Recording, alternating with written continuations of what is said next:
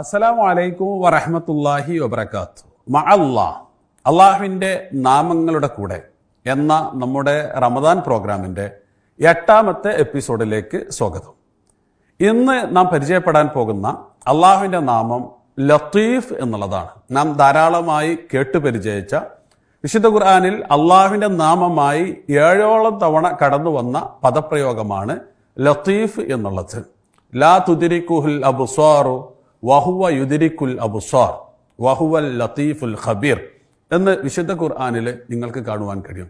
അതുപോലെ തന്നെ ലുഖ്മാനുൽ ഹക്കീം തൻ്റെ മകന് നൽകുന്ന ഉപദേശങ്ങളിലൊന്ന് യാ ബുനയ്യ ഇന്നഹ ഇൻ തകു മിസ്ഖാല ഹബ്ബത്തിൻ മിൻ ഖർദലിൻ ഫതകുൻ ഫീ സഖറത്തിൻ ഔ ഫിസ് സമാവാതി ഔ ഫിൽ അർളി യഅതി ബിഹല്ലാഹ് ഇന്നല്ലാഹ ലത്തീഫുൻ ഖബീർ എന്ന് പറഞ്ഞു വെക്കുന്നുണ്ട്.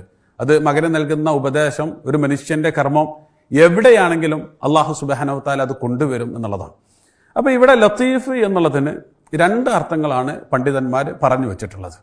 ഒന്നാമത്തേത് അള്ളാഹു സുബ്ഹാനഹു വ തആല തൻ്റെ അടിമയെ അപ്രതീക്ഷിതമായി അതോടൊപ്പം നിർമ്മലമായി സഹായിക്കുന്നവൻ എന്നുള്ളതാണ്. നമ്മൾ ജീവിതത്തിൽ പെട്ടുപോയി എന്ന് തോന്നുന്ന ചില നിമിഷങ്ങളുണ്ടാവും. അള്ളാഹുവിനെ മാത്രം സഹായിക്കുവാൻ കഴിയുന്ന നിമിഷങ്ങൾ. ആ നിമിഷങ്ങളിൽ അള്ളാഹു സുബ്ഹാനഹു വ തആല അപ്രതീക്ഷിതമായി നമ്മെ സഹായിക്കും. അപ്രതീക്ഷിതമായി സഹായിക്കുമെന്നും മാത്രമല്ല, ഒരു പോറലുമേൽക്കാതെ. അതാണ് നിർമ്മലമായി എന്നുള്ള ആ ഒരു വിശേഷണത്തിന്റെ സവിശേഷത. ഇത് മനസ്സിലാവണമെങ്കിൽ വിശുദ്ധ ഖുർആന് സൂറത്ത് യൂസുഫ് നമ്മൾ പഠിക്കണം. യൂസുഫ് പ്രവാചകന്റെ ചരിത്രം വളരെ മനോഹരമായി വിശുദ്ധ ഖുർആൻ വിശദീകരിക്കുന്നു. അതിൽ അദ്ദേഹം കടന്നുപോയിട്ടുള്ള പ്രതിസന്ധികളെക്കുറിച്ച് ഓരോന്നോരോന്നായിട്ട് പറഞ്ഞു വെക്കുന്നുണ്ട്. അങ്ങനെ അതെല്ലാം കഴിഞ്ഞ് അദ്ദേഹം വളരെ ഈജിപ്തിലെ രാജാവായി എല്ലാം കഴിഞ്ഞതിന് ശേഷം അള്ളാഹു സുബ്ഹാനഹു വ തആല പറയുന്നത് ഇന്ന റബ്ബി ലത്തീഫുൽ ലിമാ യശാ. എൻ്റെ റബ്ബ് ലത്തീഫുൽ ലിമാ യശാ. ലത്തീഫാണ്, മനുഷ്യൻ അല്ലെങ്കിൽ തൻ്റെ അടിമകളെ അപ്രതീക്ഷിതമായി സഹായിക്കുന്നവനാണ് എന്നുള്ളതാണ്. അപ്പൊ ഇത് വിശുദ്ധ ഖുർആന് ലത്തീഫ് എന്നുള്ളതിന് നൽകുന്ന 1ാമത്തെ വ്യാഖ്യാനമാണ്.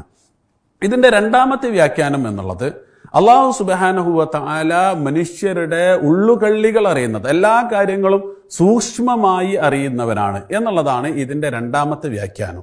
അപ്പൊ ഇത് രണ്ടും ചേർത്ത് വെച്ച് മനുഷ്യരുടെ ആവശ്യങ്ങൾ മനസ്സിലാക്കി അവരെ അപ്രതീക്ഷിതമായിട്ട് സഹായിക്കുക എന്നുള്ളതാണ് അള്ളാഹുവിന്റെ രീതി.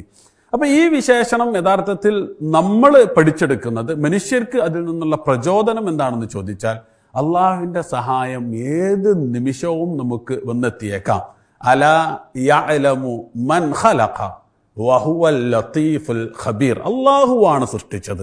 സൃഷ്ടികൾക്ക് എന്താണ് ആവശ്യമുള്ളത് എന്ന് അള്ളാഹുവിന് കൃത്യമായിട്ട് അറിയാം. അതുകൊണ്ട് അവൻ ആവശ്യ സന്ദർഭങ്ങളിൽ അപ്രതീക്ഷിതമായി വളരെ നിർമ്മലമായി മനുഷ്യരെ സഹായിക്കുന്നതാണ്. വആഖിറു ദഅ്വാനാ അനിൽ ഹംദുലില്ലാഹി റബ്ബിൽ ആലമീൻ. അസ്സലാമു അലൈക്കും വറഹ്മത്തുള്ളാഹി വബറകാതുഹു.